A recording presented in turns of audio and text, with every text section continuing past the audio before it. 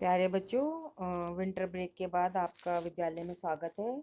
हमने winter break से पहले कार्यपत्रक 25 किया था। अब हम 26 करेंगे, जो कि आपकी आज की डेट 20 जनवरी 2021 का है। नए साल की पहली साइंस की वर्कशीट, ठीक है बेटा, विज्ञान की।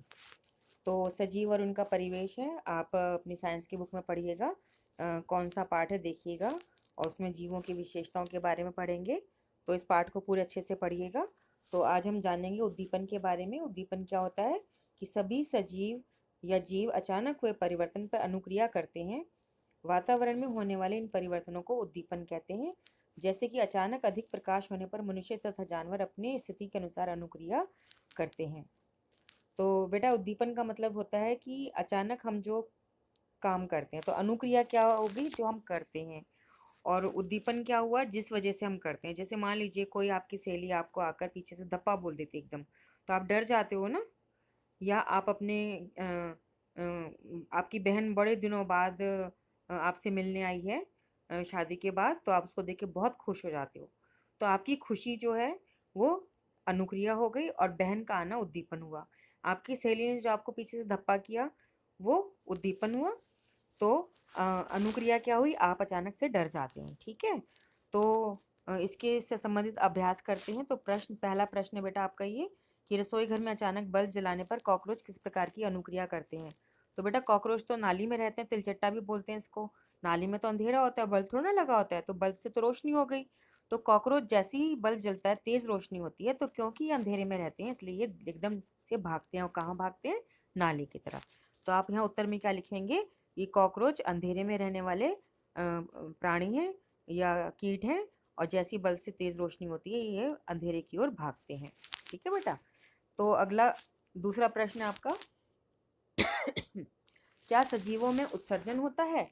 तो बेटा, उत्सर्जन मतलब का शब्द का मतलब है बाहर निकालना। तो सजीवों में उत्सर्जन का क्या मतलब हुआ? सभी सजीव भोजन करते हैं। तो भोजन करते हैं तो भोजन का सारा हिस्सा हमारे शरीर में नहीं लगता। तो जो सजीव भोजन करते हैं उसका कुछ हिस्सा हमारा शरीर उपयोग में लाता है और बाकी वो बाहर निकाल देता है। यहाँ तक कि जो हम पानी पीते हैं, नमक खाते हैं, वो भी पसीने के रूप में बाहर निकालते हैं। जैसे हम सांस छोड़ते हैं, सांस में हवा छोड़ते हैं, हवा में कार्बन डाइऑक्साइड गैस की मात्रा ज़्यादा होती है क्योंकि वो हमें नहीं चाहिए। और जो चीज़ हमें नहीं चाहिए होती है बेटा, उसको हम अपशिष्ट कहते हैं। जैसे ज़्यादा पानी, ज़्यादा नमक नहीं चाहिए, पसीने के रूप में निकल गया। सांस में कार्बन डाइऑक्साइड के रूप में। और मल और मूत्र, इनको भी हम अपशिष्ट पदार्थ कहते हैं। हमारे शरीर में बन तो जाते हैं पर हमें चाहिए नहीं।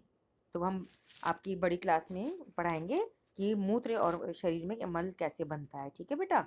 तो आहार का केवल कुछ ही भाग शरीर के द्वारा उपयोग में आता है, जब बाकी अपशिष्ट के रूप में शरीर से बाहर निकल जाता है। तो बेटा, बाहर गलत लिखा है, इसकी स्पेलिंग ठीक करेंगे। बाहर, बाहर, ठीक है बेटा, बाहर निकाल देते हैं। इस निकालने के पराक्रम को उत्सर्जन कहते हैं। तो बेटा, पराक्रम शब्द भी गलत है, इसको हम लिखेंगे प्र और क्र और म, ठीक है। प्रक्रम बोलते हैं बेटा इसको। तो उत्सर्जन का मतलब हो गया बाहर निकालना, प्रक्रम मतलब वो क्रिया। तो सभी सजीवों में उत्सर्जन होता है? हाँ, सभी सजीवों में उत्सर्जन होता है। तो दूसरे प्रश्न का उत्तर हो गया, ठीक है। तो अब गति की बात करें। गति क्या? ये तीसरा प्रश्न हो गया आपका। क्या सभी सजीवों के द्वारा की जाती है? गति मतलब चलना, शरीर को एक स्थान से दूसरे स्थान ले जाना। तो अधिकतर जीव एक स्थान से दूसरे स्थान पर गति करते हैं। पौधे सामान्यतः जमीन से जकड़े रहते हैं, इसलिए वे गति नहीं करते, परंतु विभिन्न पदार्थ जैसे जल और खनिज एक भाग से दूसरे में संवहित होते हैं। तो बेटा, आपको याद दिलाऊं कि जीव माने होता है पेड़ पौधे और जानवर।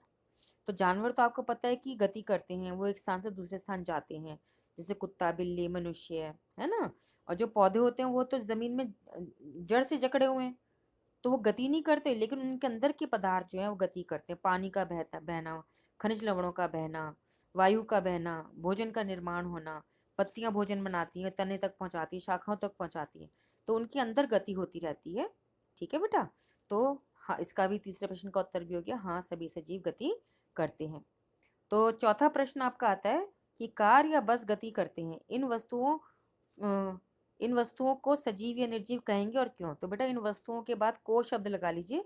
यहाँ पर आप वस्तुओं के बाद यहाँ पर को, क्योंकि आपका सेंटेंस जो है वो अधूरा है, वाक्य अधूरा है। फिर पढ़ती हूँ प्रश्न 4। कार या बस गति करती हैं, इन वस्तुओं को सजीव या निर्जीव कहेंगे और क्यों?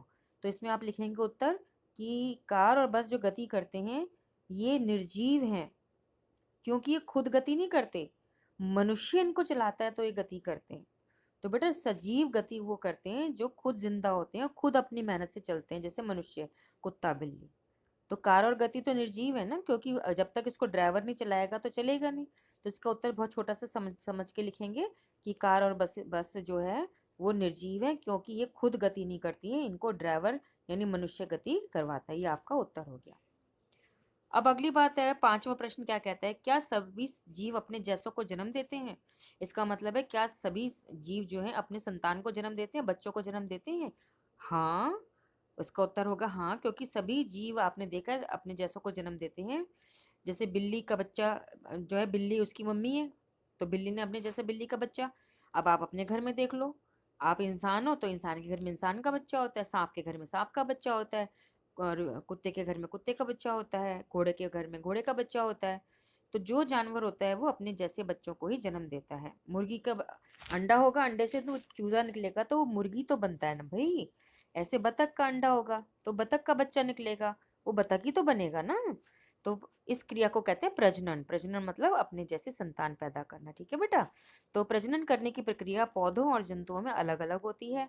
जंतु में कुछ जंतु शिशु को जन्म देते हैं, कुछ जंतु अंडे देते हैं।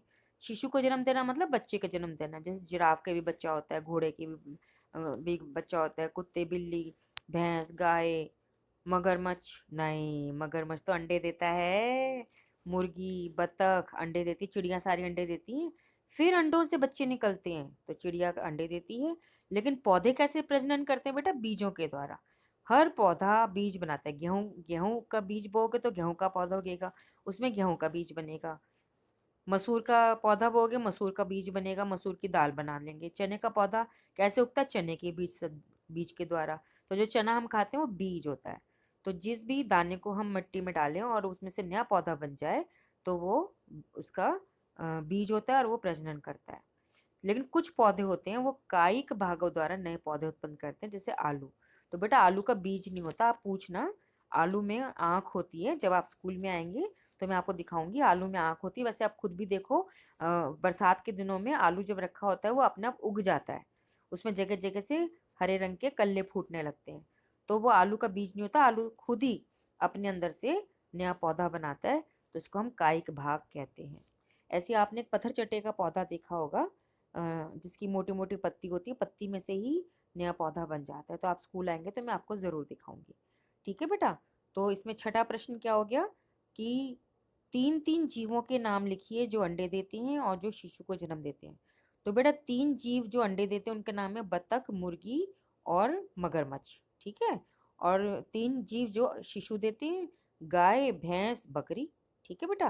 तो ये 6 प्रश्न के उत्तर आप लिखकर कॉपी में लिखिएगा विज्ञान की, और उसको आप जल्द से जल्द फोटो खींच के भेजिएगा। ठीक है बेटा। और कोरोना से बचाव का ध्यान रखिएगा।